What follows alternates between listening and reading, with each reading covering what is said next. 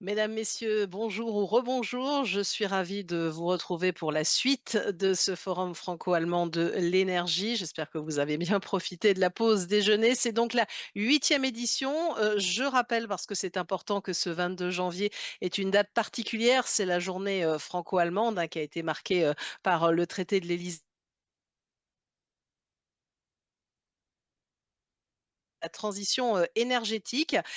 Ce forum est organisé en collaboration avec le ministère fédéral allemand de l'économie et de l'énergie, le ministère français de l'économie, des finances, de la souveraineté industrielle, énergétique et numérique, le ministère fédéral allemand des affaires étrangères et l'Office franco-allemand pour la transition énergétique. Cet après-midi, il va être question de sécurité, de fiabilité et de développement des réseaux. Vous l'avez vu tout à l'heure sur l'écran.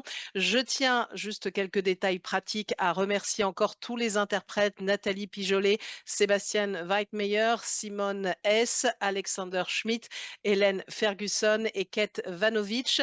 J'invite tous nos participants à parler le plus clairement et lentement possible pour faciliter leur travail. Et à tous ceux qui nous suivent, vous pouvez évidemment toujours poser vos questions dans le chat que je transmettrai directement à nos intervenants.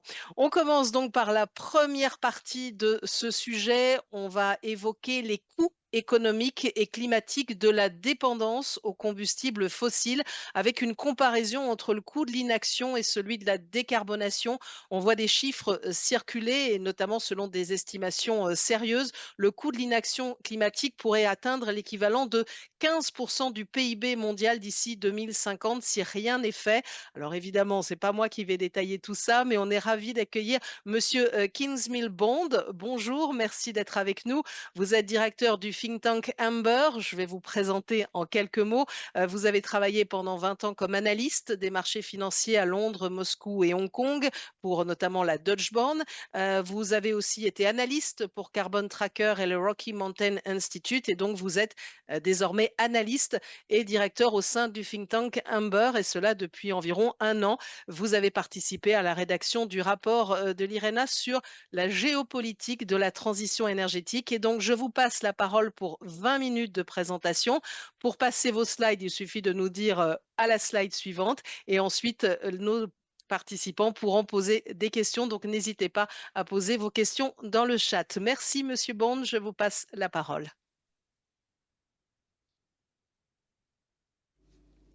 Thank you very much, Madame Croiset. Merci, Madame Croiset. Yes, I'm Kingsley Bond. I'm a global energy strategist at the think tank Ember. Oui, effectivement, je m'occupe de ce think tank Ember. Et la mission d'Ember, eh bien, c'est d'accélérer la transition énergétique grâce à des données. Je suis irlandais et je suis très proche de mes amis français et allemands. Si vous me permettez, avant de rentrer dans le vif du sujet, j'aimerais dire que j'ai été un peu choqué. Oui, choqué, c'est le mot. Par le manque d'urgence dans certaines des présentations que j'ai entendues aujourd'hui. Et il y a trois chiffres que tout un chacun doit avoir présent à l'esprit et qui, à l'époque de Trump et de Poutine, posent des soucis. Tout d'abord, l'Europe importe près de 60% de nos énergies primaires. 60%. Donc nous sommes dans un monde de prédateurs. Deuxième chiffre, notre taux de l'électrification en Europe n'est que de 22%, et ça a été donc plat comme courbe pendant 10 ans, raison pour laquelle nous importons autant de pétrole et de gaz. Et le troisième chiffre, troisième indicateur, c'est que le prix de l'électricité en Europe est 2 fois plus élevé que le prix aux États-Unis ou en Chine. Donc, nous sommes vraiment dans la mouise. Et ce sont des questionnements, des interrogations pour lesquelles il y a toutefois des solutions. Je vais argumenter qu'il y a une transition technologique qui se fait au niveau de l'énergie. Ensuite, je parlerai du positionnement de l'Europe pour cette transition. L'Europe est très mal positionnée pour le système des énergies fossiles, mais pour le passage à un monde électrotech, l'Europe est bien placée. Et je vous dirai ensuite ce que l'Europe a bien fait et ce que nous devons encore faire. Et je conclurai sur la question suivante. Quels sont les avantages de la souveraineté et le carbone à un prix moindre que les énergies fossiles. Alors, le cadre. Nous vivons dans un monde où le système de fourniture est dominé par les énergies fossiles. Ceux qui vivent en Russie, au Qatar, génèrent 2000 millions de dollars par an. Et l'Amérique, qui est aussi un pétro-État, comme on dit, fait aussi partie de ces prédateurs. Mais, mesdames et messieurs, le monde change rapidement. Il y a une révolution technologique qui a lieu dans l'énergie et on voit bien que le prix de la photovoltaïque a chuté de plus de 99% depuis 1980 pour la photovoltaïque. Et on voit qu'aujourd'hui, les véhicules électriques, par exemple, arrivent même à être plus compétitifs que les moteurs thermiques. Et on voit que par rapport au système de combustibles fossiles, eh bien, ces énergies renouvelables sont largement supérieures. Alors, le déploiement solaire double tous les 6 mois et pour les 9 premiers mois de l'année, le solaire et l'éolien ont dépassé la demande d'électricité. Et l'électrification globale progresse. En 1920, l'électricité, c'était 60% de la demande en énergie. Et donc, il y a toutes ces nouvelles technologies qui rallient l'offre et la demande. Il y a bien évidemment aussi maintenant les systèmes de stockage par batterie. Et tout cela, eh bien, fait qu'il y a une demande qui a culminé en 2007 aux États-Unis, en Europe, en Chine, c'était en 2024. Donc, la demande d'énergie fossile est maintenant dans une courbe plate et va décliner. Et cette transition a lieu avec 2 vecteurs. Décarbonisation de l'électricité, le solaire, le vent et bien évidemment l'électricité devient avec le temps de moins en moins chère. Et on a beaucoup parlé aujourd'hui du premier vecteur, la génération de l'électricité, la production de l'électricité. Et cette histoire va continuer. Les choses vont continuer de s'améliorer. Les coûts pour le solaire, pour les batteries, vont continuer de décliner et nous en serons à 25 $ par kilowattheure pour le solaire et à 100 pour les coûts des batteries. Mais dans la plupart des modèles, des raisonnements des gens, eh bien, ces énergies ne sont pas toujours forcément très présentes. Donc, le changement va continuer sur la base de ces 2 vecteurs. Le solaire et le vent vont passer de 20 à 50% en 2035 de la consommation et l'électricité, eh bien, va également passer à 35% d'ici 2035. Le changement est donc là. Et là, j'ai résumé un peu tous les changements. Avec ces entreprises, on voit que la demande de produits fossiles chute. Monsieur Fressold a cette thèse « more and more and more », toujours plus. Mais les nouvelles technologies finissent toujours par évincer les anciennes technologies qui ne sont pas compétitives. La preuve, combien voyez-vous encore de chevaux, de charrettes ou de téléphones Nokia? Le monde est comme ça. Voilà ce qui se passe dans le monde de l'énergie. Et l'Europe dans tout ça? Eh bien, l'Europe est terriblement mal positionnée pour les systèmes fossiles. Nous n'avons qu'1% du pétrole mondial, 2% du gaz, et l'Union européenne importe, je l'ai déjà dit, 58% de son énergie primaire. La France importe la moitié de son énergie primaire malgré le nucléaire, et l'Allemagne en est à 70%. C'est 3 fois plus que ce qui se passe en Chine. Donc la Chine, dans sa sagesse, est devenue le leader. Et nous sommes toujours dépendants. Et donc maintenant, nous sommes dans la mouise. C'est un niveau de dépendance qui n'est plus supportable dans un monde où les États-Unis continuent leur politique agressive.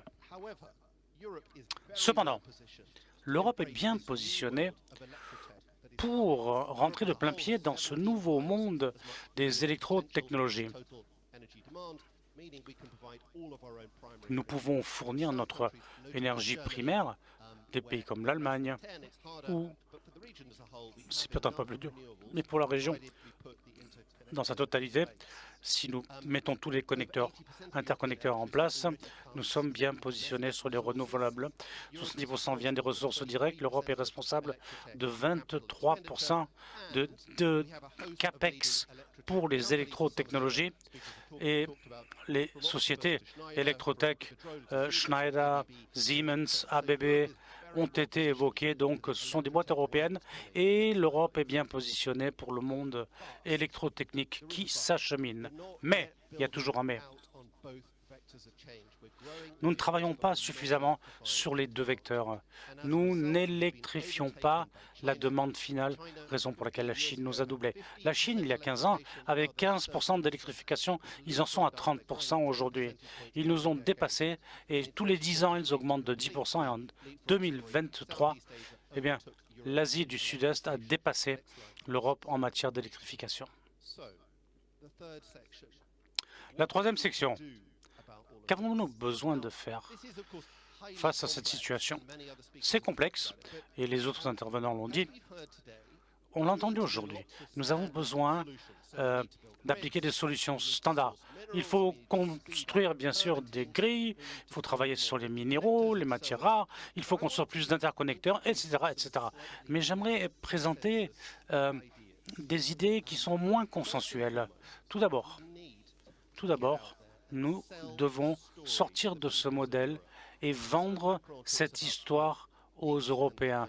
Le président Macron parle de paix, d'environnement, de sécurité et d'emploi. La deuxième chose que nous devons faire, nous devons, je l'ai dit, nous devons commencer à électrifier la demande finale. Dans la phase 1, nous avons fait un travail remontable, 17% pour les solutions non fossiles, et le but c'est d'arriver à 90%. Mais pour la phase 2, nous n'arrivons pas à électrifier. Nous devons donc impérativement électrifier la demande finale. Autrement, eh bien, nous serons toujours, je dirais, dépendants des importations russes et américaines. Alors, ça fait beaucoup d'idées, comment augmenter l'électrification, mais il y a quand même un point clé. Il faut avant tout que les prix de l'électricité diminuent. L'Europe paye 2 fois plus pour son électricité que les Chinois et que les Américains. Comment faire? Ça veut dire beaucoup de travail réglementaire. Il faut travailler sur le fiscal, il faut passer au gaz, il faut modifier les structures de tarification, etc. etc. Ça ne veut pas dire non plus des réseaux plaqués or, mais ça veut dire des réseaux tout simplement moins chers et des solutions moins chères comme les batteries, la flexibilité et améliorer toutes ces technologies. Merci. La planche suivante, la quatrième chose que nous devons faire, nous devons construire, développer notre expertise électrotechnique européenne. Et ça, c'est compliqué. Ça veut dire faire des deals stratégiques avec la Corée, le Japon, la Chine, pour faire des batteries spéciales. Ça veut dire soutenir les champions nationaux. Ça veut dire intégrer l'IA dans nos pensées. Et ça veut dire déployer, vendre beaucoup de ces batteries. Acheter de l'électrotechnologie de Chine et la déployer, par exemple. Mais bien sûr, nous ne pouvons pas tout faire. Il y a 3 fois plus de jobs dans le déploiement des fermes solaires que sur aujourd'hui le déploiement des batteries. Et enfin, en termes de solutions, et ça c'est la grande controverse bien sûr, nous devons absolument miser sur les technologies qui connaissent le succès. Nous savons ce qui ne marche pas. Les technologies qui réussissent, sont plus efficaces et forcément, nous devons nous concentrer sur l'électrotechnologie, les électrotechnologies et pas nous concentrer sur des vieilles solutions du dernière décennie, capture carbone, etc., etc. Peut-être qu'il y aura encore un petit rôle pour ces petites technologies un jour, mais aujourd'hui, il ne faut pas se concentrer sur ces vieilles technologies.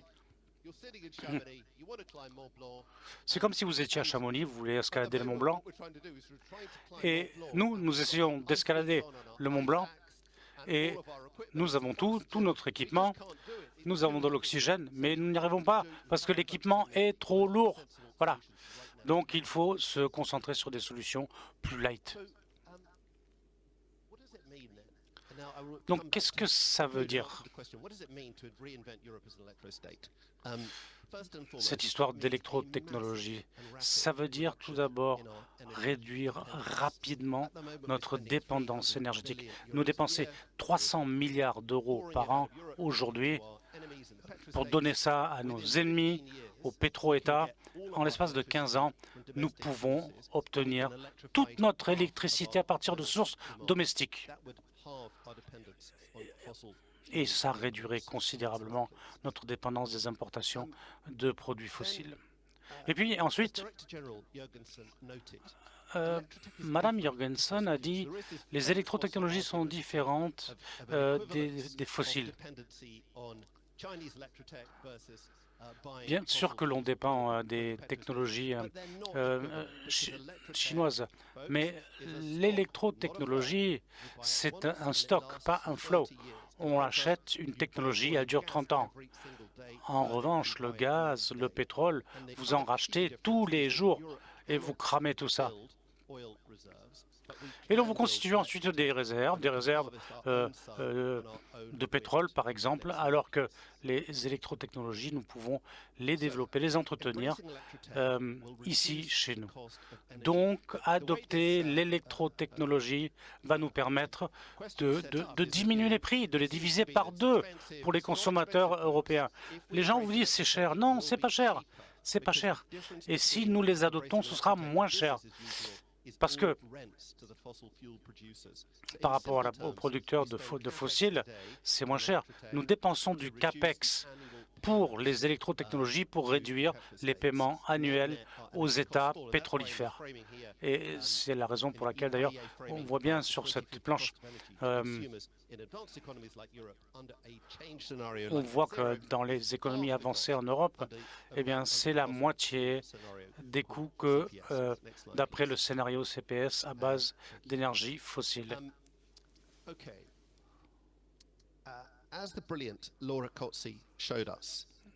Laura Cozzi nous l'a montré, elle est brillante. L'électrotech va ouvrir l'industrie de demain, l'ouvrir pour les travailleurs européens. L'Europe emploie déjà 3 fois plus de gens pour les énergies clean que pour les fossiles. 3 millions de personnes, nous dit-on. Il n'y a pratiquement plus de fossiles. Et on voit bien que même l'industrie des machines-outils est en train de basculer sur l'électrotechnologie. Et donc ça, c'est une chance qu'il faut absolument saisir. Et puis, il y a quand même aussi un autre avantage ultime. Quand on développe les électrotechnologies, on peut réduire rapidement les fossiles. La première communauté européenne était fondée au départ sur la CECA. Ça, c'était les années 50. 70 ans plus tard, le monde a changé. L'Union européenne a besoin de façon urgente de se réinventer technologiquement. Et c'est la raison, mes amis, c'est pourquoi il n'y a plus qu'un choix, finalement, qui s'impose à nous pour notre bien-être, pour notre planète. Nous devons adopter les électrotechnologies. Merci. Merci beaucoup à vous, Monsieur Kingsmill Bond, pour cette présentation. Nous avons quelques questions qui sont arrivées en ligne entre-temps. On voit que vous êtes très enthousiaste avec le sujet de l'électrification. Il y a urgence, vous l'avez dit, mais comment réduire le prix de l'électricité sans nuire au modèle économique?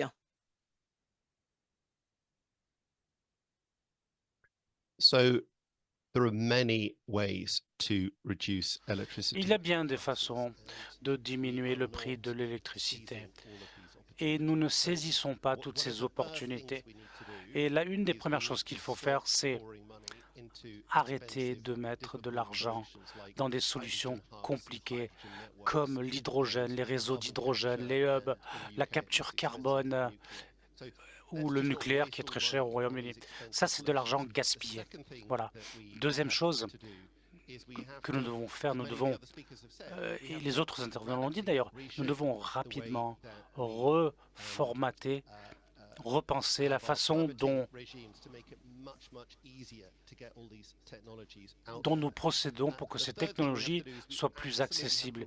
Et la troisième chose, il faut revoir toutes nos réglementations pour qu'il soit plus rapide, plus facile d'avoir ces technologies, comme en Allemagne, par exemple. Et donc là, il faut améliorer, bien sûr, la législation, parce qu'il y a encore beaucoup d'obstacles, de freins. Et puis, les impôts, les taxes, eh bien, il ne faut pas mettre l'accent sur le gaz qui va nous tuer, c'est l'électricité. Ce sont trois idées, mais il y en a plein d'autres. La clé de tout ça, c'est que nous devons nous concentrer sur la baisse du prix de l'électricité, et les autres intervenants n'avaient pas l'air de considérer ça comme une urgence.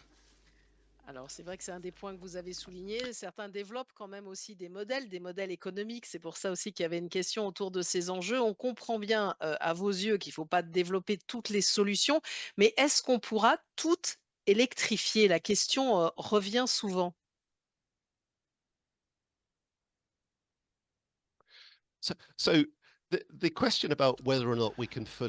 La question, si nous pouvons toutes électrifier, est une fausse question. C'est une fausse question parce que nous sommes à 20%. Peu importe, si on peut arriver à 70, 80, 90%, arrivons déjà à 40% d'électrification. Désolé, mais pourquoi j'insiste énormément là-dessus?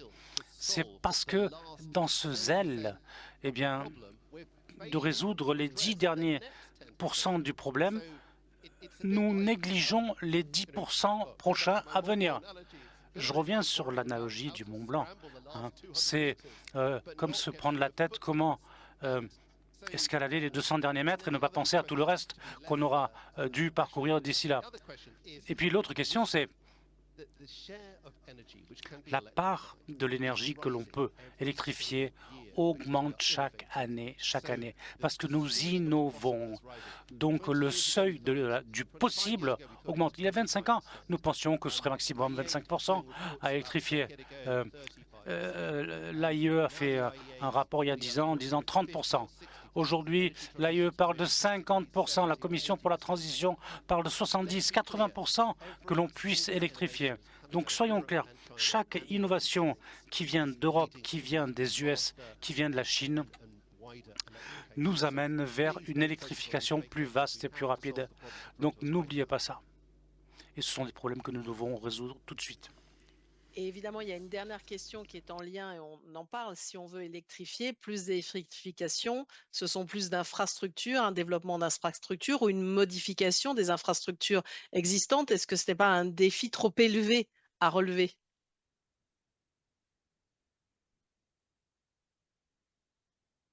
Je me sens insulté par cette question en tant qu'Européen. Mon Dieu, nous avons construit toutes ces infrastructures. Nous les connaissons. Les grilles, nous les avons construites il y a 100 ans. Il n'y avait pas de grilles. Et aujourd'hui, tout ce que nous devons faire, c'est les développer un peu, les agrandir. Ça n'est pas si difficile, c'est pas sorcier. Et nous avons toutes ces magnifiques nouvelles technologies avec l'IA, avec tous ces nouveaux logiciels. Donc, Johannes Bergeson à cette idée d'un réseau énergétique. Il y a tellement d'innovations que nous n'utilisons pas, que nous laissons filer. Nous sommes l'Europe. Nous pouvons le faire et nous devons le faire. Eh bien, merci beaucoup à vous, Monsieur Kingsmill-Bond, pour votre enthousiasme sur le sujet. Je précise qu'Amber a publié et publie aujourd'hui même son rapport sur l'électricité en Europe. On constate que l'énergie éolienne et solaire dépasse pour la première fois l'énergie fossile dans l'Union européenne. C'est en 2025, évidemment. Donc, en tout cas, il y a des raisons d'optimisme. Merci à vous pour votre éclairage. On va poursuivre avec une autre séquence maintenant. J'en profite pour dire que toutes les slides, évidemment, vous allez allez les retrouver et toutes les présentations sur le site de l'OFAT à partir du 5 février. On en arrive au sujet des services systèmes, de la gestion de la demande et de la flexibilité dont on parlait aussi ce matin. Les services systèmes, la gestion de la demande et la flexibilité représentent des défis techniques majeurs et aussi de réelles opportunités pour renforcer la performance et la résilience des systèmes énergétiques. Pour en parler, on est ravi d'accueillir Dr Martin Iffert. Merci beaucoup d'être avec nous. Vous êtes cofondateur et président directeur général d'Energy Pool. Vous avez étudié l'ingénierie électrique à Aix-la-Chapelle. Vous avez notamment été pendant longtemps dans le groupe Trimet Aluminium, dont vous avez été aussi PDG. Et donc, c'est en 2020 que vous avez fondé Energy Pool aux côtés d'Olivier Beau. Je vous passe la parole donc pour 20 minutes de présentation sur ce sujet service système, gestion de la demande et flexibilité. Et là encore, ceux qui nous suivent, n'hésitez pas à poser vos questions à Monsieur Iffert. Merci d'être avec nous. Je vous passe la parole.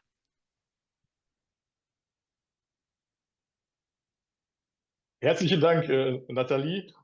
Es freut mich sehr, dass ich Merci beaucoup, Nathalie. C'est un grand plaisir pour moi de pouvoir prendre la parole aujourd'hui. Et c'est avec plaisir que j'ai accepté l'invitation pour évoquer les services systèmes, l'effacement et la flexibilité. Je vous propose d'entrer dans le vif du sujet. Si on reprend les 2 dernières décennies, c'est vrai que c'est un vrai challenge CO2 qui nous a été lancé, mais le vrai problème, c'est la stabilité des réseaux avec toutes ces mesures de reconstruction à cœur ouvert que nous faisons pour renouveler notre système. Et là, ça joue un rôle très important de savoir comment garantir la stabilité du réseau et comment remodeler ensemble ce réseau, parce que le vent et le soleil n'augmentent pas la stabilité du réseau, mais au contraire demandent à ce que nous y réfléchissions et qu'on trouve des solutions, et notamment pour trouver un équilibre entre l'avantage commercial et aussi la réalité en fait économique. Voici donc une petite présentation de ma personne. Nathalie vient de le dire, j'ai 30 ans d'expérience, notamment des fonderies d'aluminium. Donc, je me suis intéressée de près à l'économie et à l'énergie. J'ai donc été pendant 10 ans CEO et c'est vrai que j'ai repris une fonderie d'aluminium en France. J'y reviendrai et c'est ce qui m'a fait connaître Olivier Beau. Energy Pool existe depuis longtemps en France, mais nous avons créé ensemble la JV pour l'Allemagne.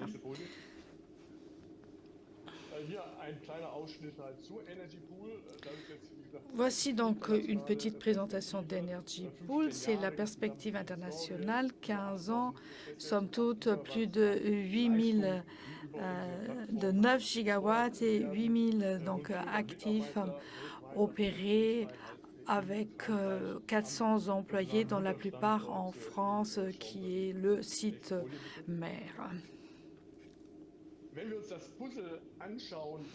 Si on regarde le puzzle qui compose la transition énergétique, même pas dans la perspective allemande, bon, en France, il y a aussi évidemment l'élément nucléaire, mais en Allemagne, ce sont notamment le soleil et le vent auquel nous nous remettons. Nous l'avons entendu ce matin, nous sommes déjà à 60%.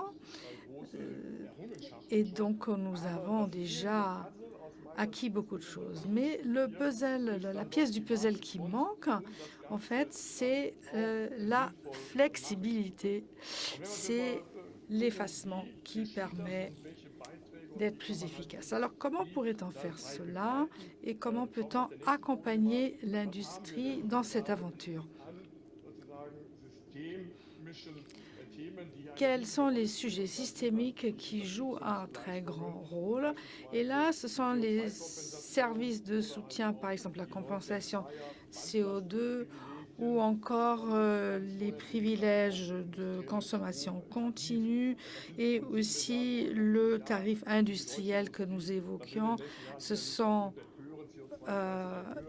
700 millions déjà aujourd'hui et ça va milliards pardon et ça va passer à 10 milliards l'an prochain. Et lorsque l'on considère quelle est la contrepartie, on voit que là aussi la flexibilité joue un rôle croissant, qu'elle soit directe ou dans le quota renouvelable, parce que les énergies renouvelables sans la flexibilité, ce serait assez compliqué à mettre en œuvre. Voilà pourquoi ça joue un rôle majeur et donc il faut s'en remettre à l'industrie. Ces conditions cadres s'imposent, notamment à l'ère de la transformation. On a besoin d'un soutien pour l'industrie, effectivement, afin de pouvoir faire face à la concurrence internationale pour que l'industrie puisse en fait rester performante.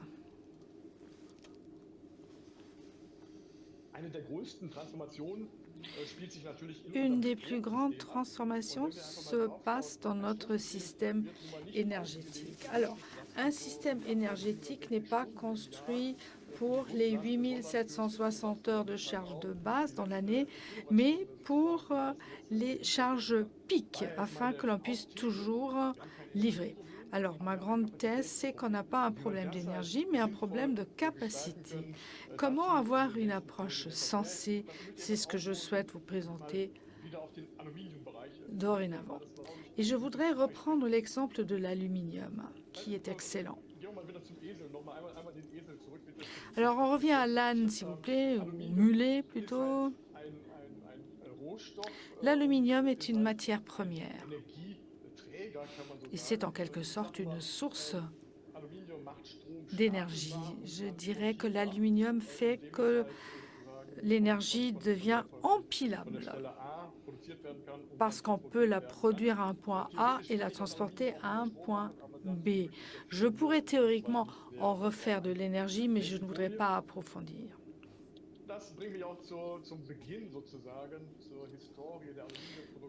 J'en reviens au berceau de l'industrie de l'aluminium qui se trouve dans la vallée de la Maurienne, dans les Alpes françaises. Voici la fonderie dans la Maurienne qui a été prise par Siemens et où j'ai été PDG pendant 5 ans de cette fonderie d'aluminium.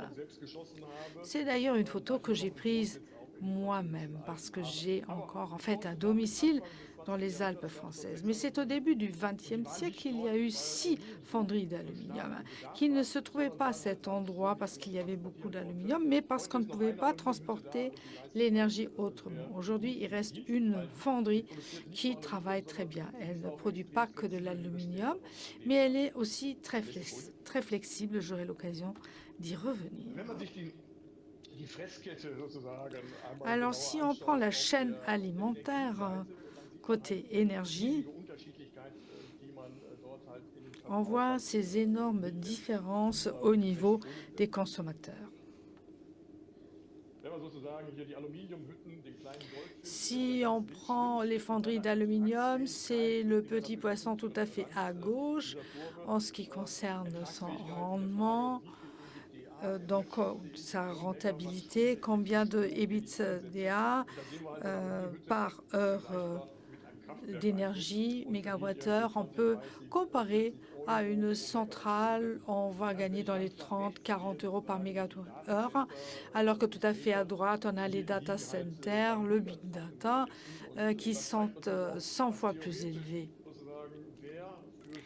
Et cela montre ce qui pourrait se passer théoriquement pour les gens et leur aptitude à payer leurs factures d'énergie. Donc, il est difficile pour une fonderie d'aluminium d'être à la hauteur si on n'a rien d'autre à proposer. Mais je le constatais dès le début des années 2000, où j'étais encore le jeune ingénieur travaillant sur l'électrolyse.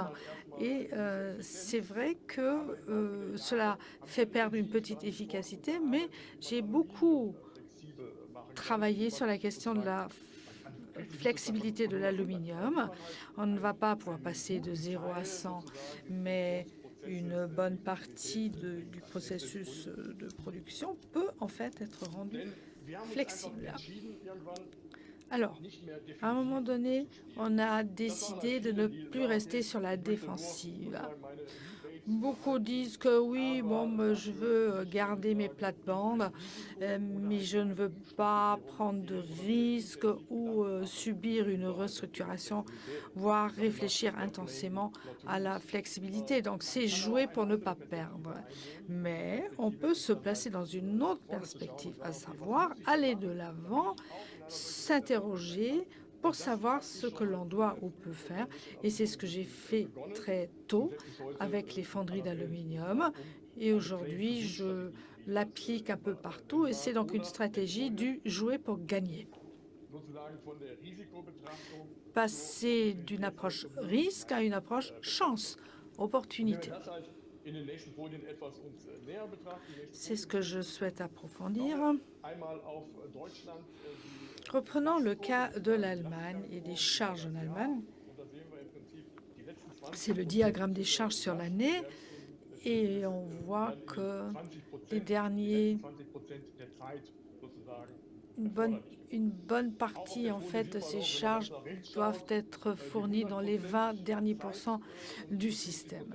Donc on voit 100% de temps, 50% de charges la plupart du temps. Donc on a une charge de base de 50% à peu près dans le réseau allemand, tout le temps. Bon, là, on pourrait dire que des centrales de charge de base cadrent bien avec cela. Mais c'est l'approche historique. Prenons maintenant un diagramme qui va nous montrer la situation actuelle. Là, si on soustrait le soleil et le vent, on arrive à une charge, un diagramme de charge résiduelle. Et là, ce sont des chiffres pour 2025. C'est donc une courbe qui va se modifier, qui sera de plus en plus raide. Et dans les 40% de pic, c'est ce qu'on aura pendant 20% seulement des heures. Et si on enlève les derniers 5% sur l'axe du temps, on a donc enlevé 20%. Se pose alors la question de savoir comment je gère mes charges.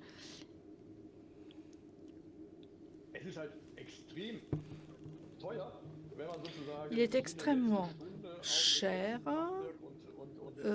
d'aller jusqu'à la dernière heure avec la toute dernière centrale et la toute dernière capacité.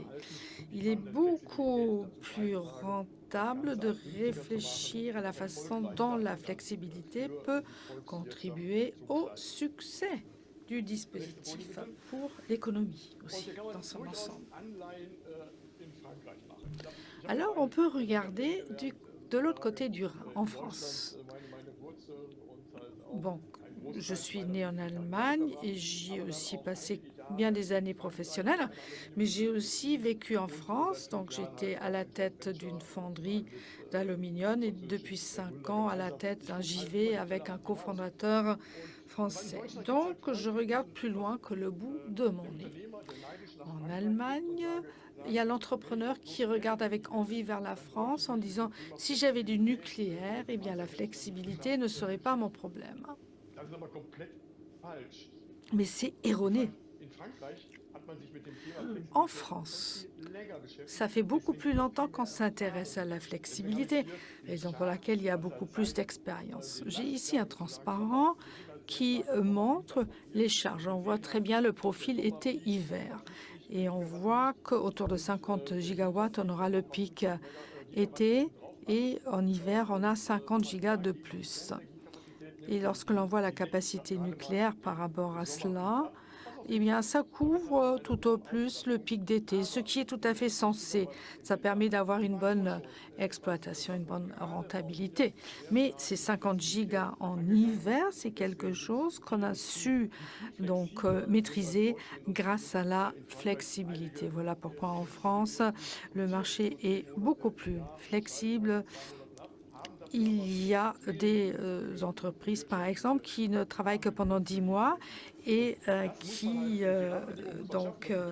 effacent sur les 2 derniers mois et qui ont en contrepartie des tarifs beaucoup plus intéressants. Alors, la flexibilité, c'est un iceberg et on sait qu'on n'a qu'un huitième qui constitue la pointe de l'iceberg. Le reste est sous l'eau. Donc, on ne reconnaît pas la flexibilité simple. Mais lorsqu'on rentre dans les process, et c'est ce que j'ai fait dans le secteur de l'aluminium pendant longtemps pour savoir comment flexibiliser la production d'aluminium, eh bien, ça, c'est ce qui se trouve sous l'eau.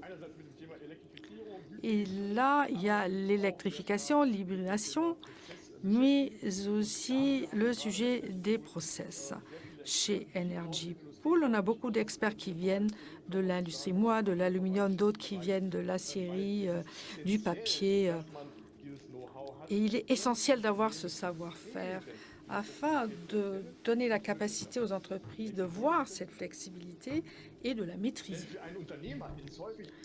Pour un entrepreneur qui s'intéresse ou qui doit s'intéresser à la flexibilité, il commence par des sortes de spaghettis parce qu'il y a beaucoup de possibilités. J'ai des chaudières électriques, j'ai des stockages par batterie, j'ai la pompe à chaleur, stockage de chaleur, beaucoup de possibilités. Alors, différents instruments, mais pour en faire une symphonie, on a besoin d'un expert. Et c'est ce que nous faisons chez nous. Nous construisons un jumeau numérique de cette entreprise. Et puisqu'on a toute cette expertise aussi numérique chez nous, on peut le faire à un très bon niveau. Et ensuite, nous livrons le logiciel qui va permettre de faire les choses après le maître, après le compteur, donc, mais c'est ce qu'il y a avant aussi qui importe. Les différents instruments, en faire une symphonie, c'est là notre approche, c'est notre savoir-faire.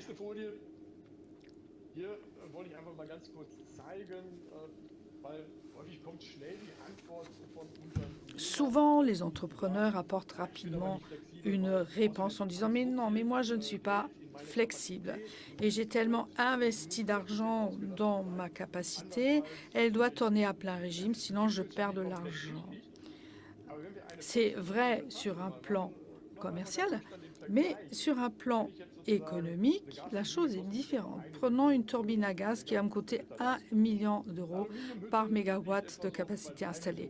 La fonderie d'aluminium, elle est à 3 millions à peu près par puissance installée mégawatt.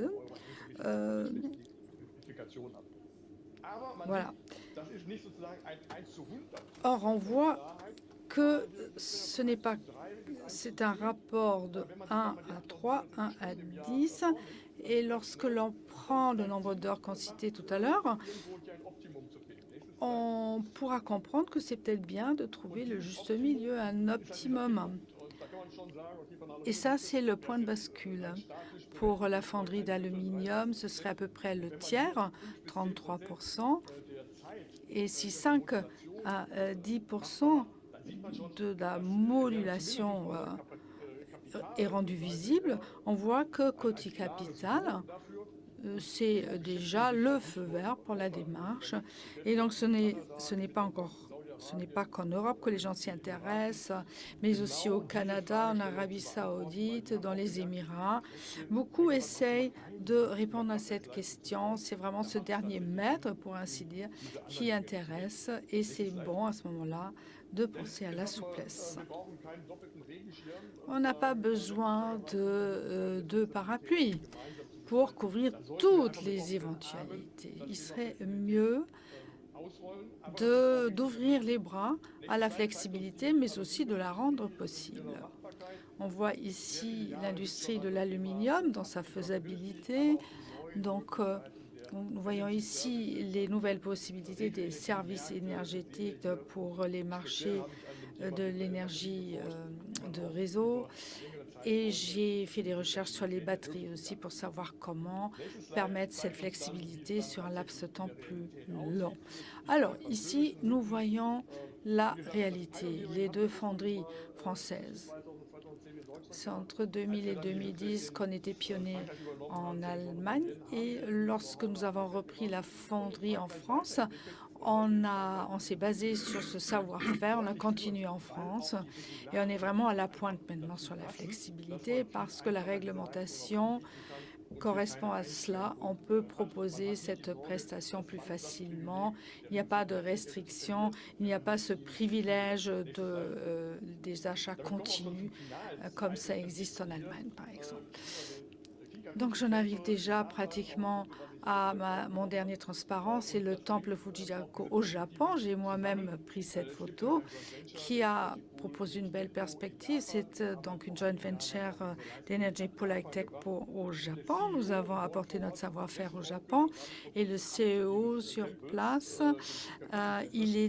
son oncle était en fait le grand prêtre de ce temple jusqu'à il y a peu de temps. Donc la flexibilité, ce n'est pas seulement un sujet pour l'Allemagne et la France, mais ça intéresse tout le monde. Et j'espère que nous pourrons ensemble préparer l'avenir. Voilà. Merci beaucoup et je suis là pour répondre à vos questions. Merci beaucoup, Martine Iffert, pour cette présentation très visuelle et qui s'appuie aussi sur votre retour d'expérience. Et pour ça, c'est vraiment intéressant. Donc, nous avons des questions du public et je vais en poser une qui concerne le mécanisme de capacité qui a été annoncé par le ministère fédéral allemand de l'économie. Il doit être conçu de manière neutre sur le plan technologique. Et selon vous, quel rôle la gestion de la charge peut-elle jouer dans ce contexte? Ja, der Kapazitätsmarkt, kann sozusagen eine sehr Le mécanisme de capacité peut jouer un rôle important sur la question de savoir comment gérer la flexibilité. La réflexion actuelle vise plutôt à soutenir des centrales.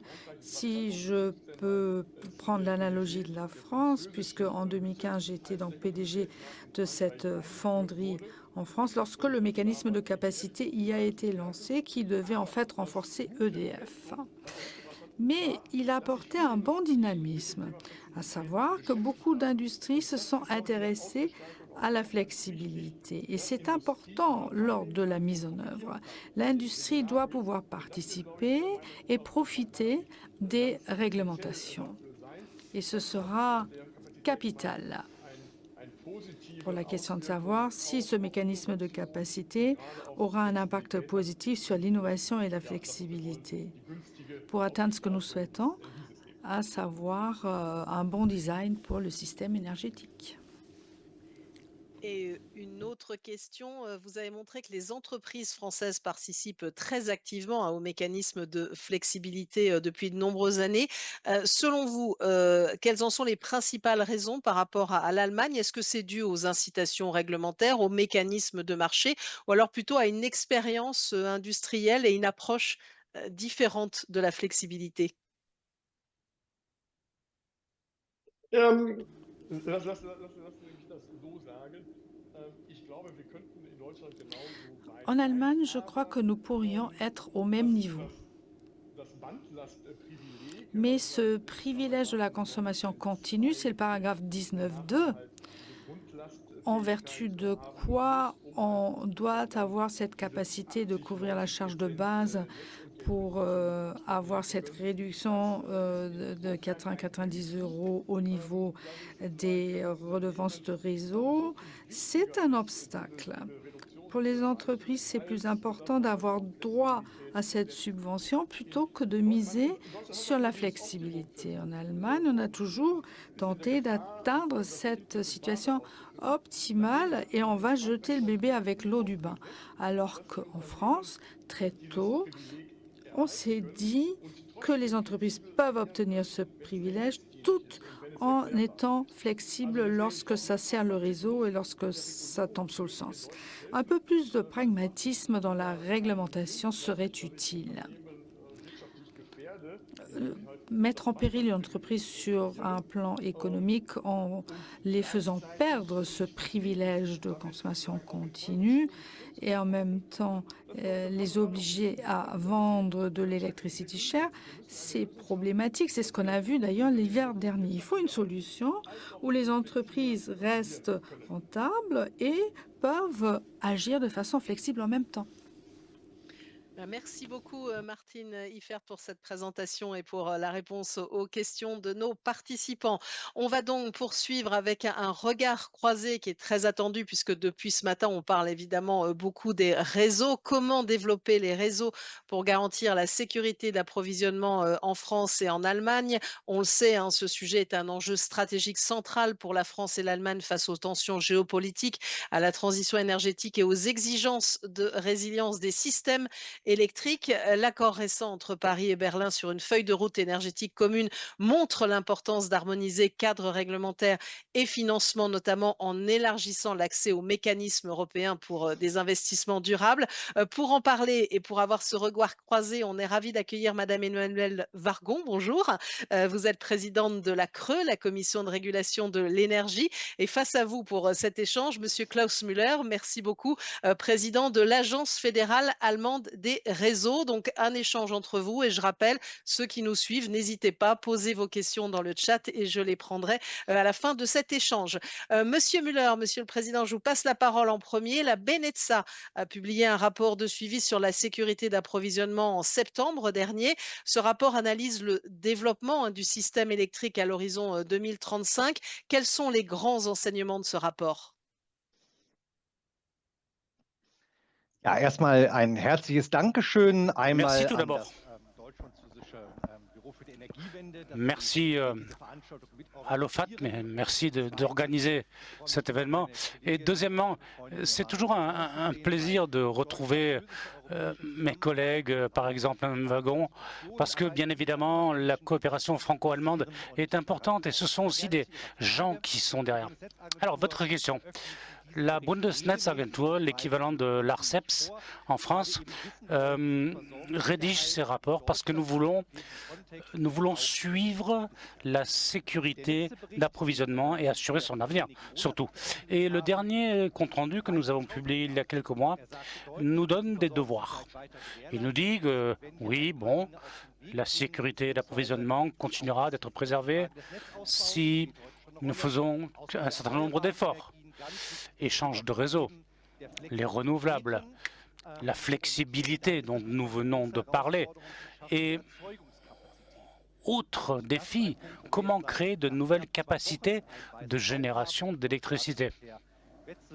Le secrétaire d'État Wetzel ou ma ministre Reichel a dû l'expliquer, je pense, ce matin, avec le feu vert pour une stratégie. Nous allons faire des appels d'offres pour des centrales et associer ça à un marché capacitaire qui aura encore davantage de signification. Et ça, c'est imposé par la sécurité d'approvisionnement. Nous en avons justement parlé ce matin, mais c'est bien aussi de le rappeler. Viviane. Madame la Présidente, concernant le développement des réseaux en France, hein, la France est actuellement dans une phase de validation de son schéma décennal de développement du réseau de transport, on appelle ça SDDR. Pourriez-vous revenir sur ce qu'il contient et quels sont les volumes d'investissement qui sont prévus et comment assurer les investissements nécessaires dans le réseau? Bien sûr, donc pour commencer, bonjour à tout le monde. Ravi de participer à ce très bel événement organisé par l'OFAT avec un panel d'intervenants passionnants et prestigieux. Ravi de retrouver mon ami Klaus Müller. On travaille très étroitement entre la BNetzA et la CRE sur ces sujets, à la fois en bilatéral et à l'échelle européenne. Pour répondre à votre question, oui, le gestionnaire de réseau français, RTE, a mis sur la table cette année un plan de développement des réseaux à 15 ans, donc d'ici à 2040, extrêmement ambitieux, puisque ce plan de développement des réseaux, il comprend un volume d'investissement de l'ordre de 100 milliards d'euros, donc un montant extrêmement significatif. Ce plan fait l'objet d'une vaste concertation et la CRE, la Commission de régulation de l'énergie que je préside, va avoir la tâche d'approuver éventuellement avec des modifications ce plan et on est maintenant en fin d'exercice. Alors derrière ce montant très important de 100 milliards d'euros, de quoi parle-t-on? On parle en fait de dimensions très différentes. D'abord le renouvellement du réseau. Un réseau, ça vieillit forcément, c'est vrai pour les réseaux énergétiques, c'est aussi vrai pour les réseaux de transport, on le sait. Donc c'est très important de renouveler régulièrement les matériels. Ensuite, l'adaptation au changement climatique. Il fait plus chaud, il fait parfois plus froid, des températures extrêmes, parfois des inondations. Il faut être sûr que le réseau est capable de résister. Et puis, bien sûr, du développement, du renforcement dans des zones dans lesquelles le réseau n'est pas aujourd'hui suffisant pour faire face aux nouveaux besoins et la capacité d'accueillir de nouveaux raccordements, que ce soit de production ou de consommation. On a beaucoup d'industriels qui envisagent des projets de décarbonation, de développement. On a aussi de la demande nouvelle avec les data centers, comme vous le savez. Et donc, toutes ces demandes, on doit pouvoir y répondre. Donc, face à ça, le régulateur a un rôle de challenge. On est là aussi pour poser toutes les questions. A-t-on besoin d'autant d'investissements? Est-ce le bon prix? Quelle est la faisabilité technique? Et on a beaucoup travaillé sur cette faisabilité technique, notamment sur les questions de planification, d'accompagnement, de maîtrise d'ouvrage, maîtrise d'œuvre, de standardisation, pour être sûr que ce développement puisse se faire dans de bonnes conditions et avec une exigence de contenu européen des matériels. C'est aussi un élément très important pour la compétitivité européenne. Donc c'est tout ceci qui se joue dans ce schéma de développement des réseaux à 15 ans. Donc, on a vu ce qui se passait du côté de la France et en Allemagne, Monsieur le Président, où en est l'Allemagne dans l'élaboration de son plan de développement du réseau? Comment assurer les investissements nécessaires? Genau, also unser Prozess ist Notre ein processus zweijähriger, alle 2 Jahre legen wir s'étale sur 2 ans. Szenariorahmen vor. Das haben Tous wir les 2 ans, on letztes esquisse un Jahr scénario. C'est ce que nous avons fait au mois d'avril de l'an passé. Ensuite, il y a le plan de développement des réseaux. Le gouvernement est en train de se consulter sur la prochaine loi de planification qui imposera les prochaines mesures. Il y a 2 ans, l'ARCEP allemande a fait une planification jusqu'à 2040 pour la neutralité climatique. Nous ne devrons pas mettre ça en œuvre en une seule phase, puisque nous avons quand même accéléré le tempo. Mais comme Emmanuel l'a décrit pour la France, le défi, c'est le même. Encore 2 choses, peut-être 2 compléments. Il y a ce défi de pensée européen. Nos 2 pays sont au cœur de l'Europe, nous le savons. C'est le moteur franco-allemand. Et donc, ce qu'il faut maintenant, c'est intégrer des liens avec d'autres pays voisins. Et deuxième point, peut-être un défi encore plus important pour l'Allemagne, dans les réseaux de distribution, il faudra travailler sur la numérisation. Alors là, il y a non seulement des challenges, des défis, mais ça, c'est vraiment une priorité. Et il faut le faire avec pragmatisme, sans exagérer. C'est ça la démarche. On va en arriver notamment, puisqu'on parle toujours de financement, au sujet du cadre tarifaire des réseaux. Madame la Présidente, puisqu'on est dans ce sujet du financement, est-ce que vous pourriez nous présenter le cadre tarifaire actuel des réseaux en France? Oui, bien sûr, je pense que ce qui est très important à savoir, même si je suis sûre que tous ceux qui nous écoutent connaissent bien le modèle, c'est que les réseaux sont payés intégralement par les consommateurs. Il existe un tarif de réseau qui est fixé par le régulateur, donc la CRE en France et la BNetzA en Allemagne. Ce tarif de réseau a vocation à identifier tous les coûts, qui soient des coûts de fonctionnement des OPEX ou du financement d'investissement des CAPEX, et ensuite à répartir ces coûts entre les différents consommateurs. Et donc les consommateurs, à l'échelle nationale d'un réseau, financent la totalité des coûts. Et donc l'exercice tarifaire que nous faisons une fois tous les 4 ans, c'est un exercice qui consiste à trouver la résultante entre 2 préoccupations opposées, permettre aux gestionnaires de réseau d'avoir suffisamment de moyens en investissement et en fonctionnement pour répondre à tous ces enjeux, et limiter au maximum le coût pour le consommateur. Et jouer le rôle du consommateur dans l'exigence de qualité et d'amélioration de la qualité de service et de la performance. Et c'est vraiment l'enjeu du cadre tarifaire. Donc notre dernier cadre tarifaire, il date d'août 25. Donc chez nous aussi, c'est un processus qui est long, qui prend presque 2 ans entre le tout début et l'adoption du tarif.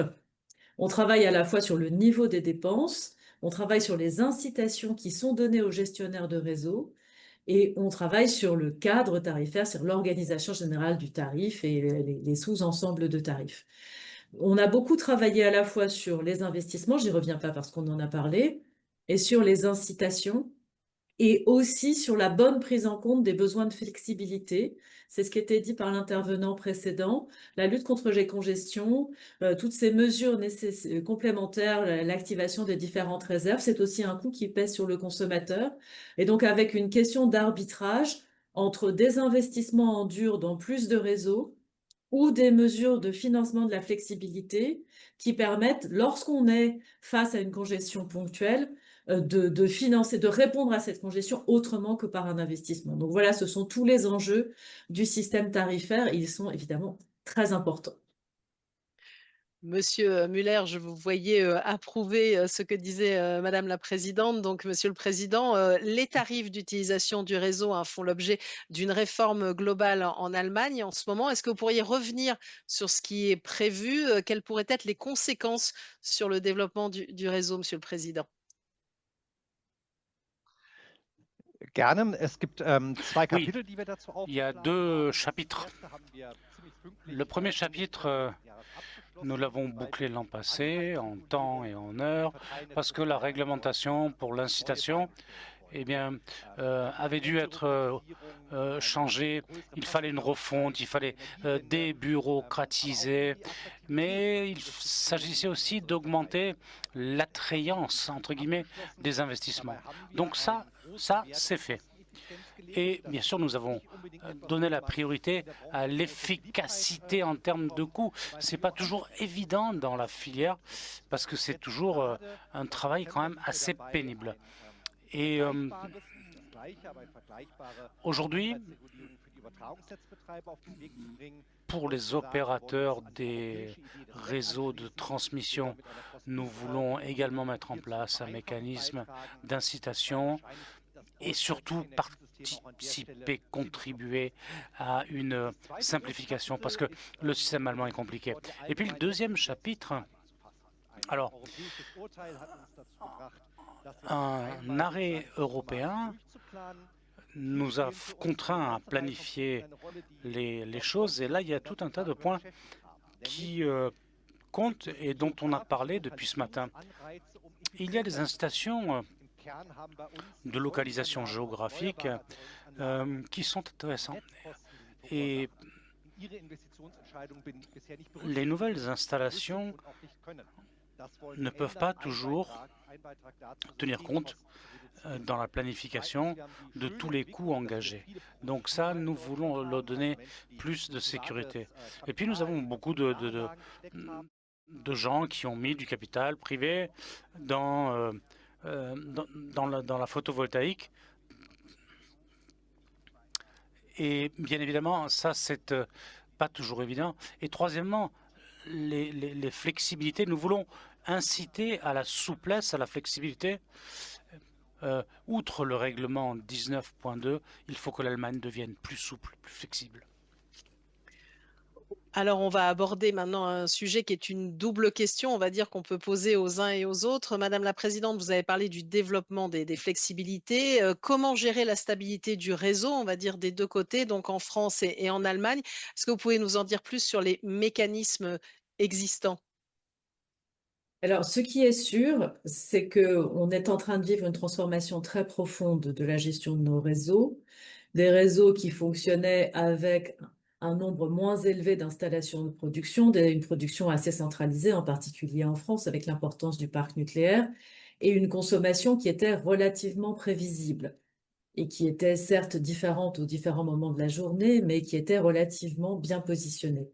Là, on a maintenant un système avec énormément de producteurs raccordés en transport, mais aussi en distribution, et avec une consommation qui est plus volatile et des prix eux-mêmes qui sont beaucoup plus volatiles. Donc la question de l'équilibrage, de l'équilibre offre-demande à tout instant, à T0 et à tout instant, est vraiment une question extrêmement importante aujourd'hui pour les gestionnaires de réseau, couplée à la question de la stabilité des grandes variables du système. Et on a aussi à apprendre des leçons du blackout espagnol d'il y a quelques mois. Donc face à ça, évidemment, tout ce qui est investissement dans les infrastructures est utile, Mais il y a aussi tout le travail sur les réserves primaires, secondaires, mécanismes d'ajustement, capacité à appeler les différentes installations de production à ajuster leur production en fonction de la situation du réseau. Vous avez cité tout à l'heure toutes les questions autour de la gestion de l'effacement, capacité des gros consommateurs à moduler leur consommation à la demande, le mécanisme de capacité que nous sommes aussi en train de refaire en France, et des règles extrêmement concrètes pour vérifier qu'on est bien dans la neutralité technologique, c'est-à-dire que tous les producteurs, quel que soit leur type de production, sont bien soumis aux mêmes obligations. Nous avons renforcé nos règles, par exemple, sur les installations renouvelables. Toutes les installations d'une puissance supérieure à 10 MW, maintenant renouvelables, quel que soit solaire, éolien ou autre, ont les mêmes obligations d'être capables de piloter finement ce qu'elles injectent en fonction de la demande des gestionnaires de réseau. À l'échelle européenne, il y a aussi des travaux qui seront menés sur la réouverture de 3 codes techniques qui sont nécessaires dans les interfaces entre la production et les gestionnaires de réseau pour vérifier la clarté des règles qui sont imposées aux uns et aux autres, vérifier la manière dont on fait respecter ces règles et donner le maximum de marge de manœuvre aux gestionnaires de réseau. Enfin, et je pense qu'on y viendra dans la suite, je voudrais simplement dire que les interconnexions, la France et l'Allemagne sont interconnectées, la France est interconnectée avec de nombreux pays, sont un élément important de la stabilité puisqu'elles apportent de la profondeur, de la capacité à aller chercher de l'appui, de la production ou de la consommation ou du soutirage quand c'est nécessaire. Et donc, même si ce sont des systèmes eux-mêmes complexes, ils sont extrêmement utiles à cette gestion de la stabilité.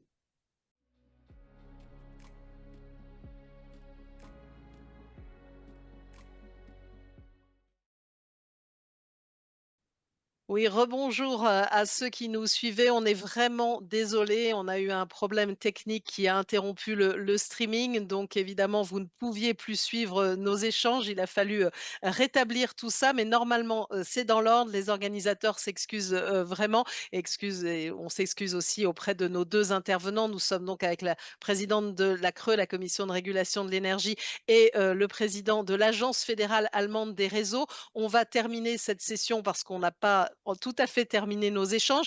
Monsieur Muller, Monsieur le Président, je vous avais posé une question sur comment gérer la stabilité du réseau en Allemagne. Quels sont les mécanismes existants et où en est le développement des flexibilités? Ja, vielen Dank und Oui, in merci. aller Kürze. Rapidement. Première chose, nous avons suivi ce qui s'est passé en Espagne. Tous les collègues européens ont dû le faire d'ailleurs. Et on s'est posé la question, qu'est-ce que ça signifie en termes de stabilité du système pour l'Allemagne? 3 points. Premièrement, nous avons parlé du développement transfrontalier des réseaux, les capacités dans le cadre des 70% qu'il faut respecter, très important. Nous suivons ça de près. Et puis, deuxièmement, au niveau de la production d'énergie, il faut penser non seulement aux capacités disponibles, mais à tout ce que nous devons tenir en réserve parce que nous avons une part croissante de renouvelables et c'est ça la flexibilité. Ça concerne les ménages, les particuliers, les industriels, où nous voulons bien sûr favoriser la flexibilisation et ça concerne également les médiums de stockage, les batteries de stockage. Et bien sûr, notre agence fédérale doit faciliter la législation pour que les batteries de stockage aient vraiment un avenir. Alors, vous avez parlé des 70%. On va terminer ce tour de table, ce regard croisé par le sujet des interconnexions. Madame la Présidente, peut-être préciser cet objectif, au moins 70% des capacités des gestionnaires de réseaux de transport, des capacités d'interconnexion à disposition, doivent être mis à disposition des échanges transfrontaliers, mais vous l'expliquerez mieux que moi, et avoir aussi votre point de vue sur ces enjeux et quel rôle des flux transfrontaliers d'électricité et des interconnexions pour la sécurité d'approvisionnement. Oui, merci. C'est vrai que cette règle est une règle importante. Une fois qu'une interconnexion est disponible, la règle européenne prévoit que 70% du temps, l'interconnexion doit être réellement disponible pour des échanges transfrontaliers. Donc c'est un chiffre et un résultat que nous suivons de très près. Le gestionnaire de réseau RTE le respecte globalement dans une très grande majorité des cas. Et d'ailleurs, dans notre dernière décision tarifaire, dans le TURP dernier d'août dernier, nous avons mis en place une incitation économique, financière pour RTE, pour qu'il soit rémunéré lorsqu'il respecte cette règle et qu'il y ait un malus lorsqu'il ne la respecte pas. Après, cette règle est parfois techniquement difficile à respecter parce que on a beaucoup de flux avec des flux de congestion qui peuvent venir interférer parce que on a des flux en boucle qui font que dans certains cas, euh, des trajets, enfin des ordres de marché vont aller d'un point à un autre sur le territoire français, mais en passant par l'Allemagne, ou d'un point à un autre, d'un point d'Allemagne à un autre point d'Allemagne en passant par le territoire français, donc ce qui complexifie. Et donc, on a, je pense, encore du travail pour voir comment faire pour respecter au mieux cette règle, comment est-ce qu'on la construit, comment est-ce qu'on l'interprète. Mais c'est le fondement du système des interconnexions, évidemment, c'est qu'elle soit disponible. Et peut-être un commentaire aussi sur ce sujet, monsieur le président? Nein, das verbindet Non, non, Frankreich. non. C'est ce qui rapproche la France et l'Allemagne. Nous sommes au cœur de l'Europe, raison pour laquelle ces interconnexions sont d'autant plus importantes. Au cours de ces dernières décennies, l'Allemagne a dû rattraper pas mal de choses dans le développement des réseaux. Nous avons bien rattrapé et c'est vrai que le législateur nous a facilité un tout petit peu la tâche et donc l'Allemagne a encore des devoirs et nous y travaillons. Merci en tout cas à tous les deux hein, pour la participation à ce regard croisé. Désolé encore et merci d'avoir gardé du temps pour ce problème technique. Je sais que vous avez des contraintes les uns et les autres et là on a pris un petit peu évidemment de retard dans la totalité du déroulé. Donc on va arrêter ce regard croisé, mais on a eu le temps d'avoir beaucoup d'échanges hein, sur ce sujet des réseaux qui est vraiment central. Et donc on va marquer une nouvelle pause qui va nous permettre aussi de bien vérifier si tout va bien techniquement. Merci à nous à vous, en tout cas, de continuer à nous suivre. Une nouvelle pause et puis on va revenir avec une table ronde sur le sujet de comment garantir l'adéquation des ressources. On verra les capacités industrielles, le financement et le refinancement du réseau. Donc merci à tous de nous suivre toujours et on se retrouve à 15h45.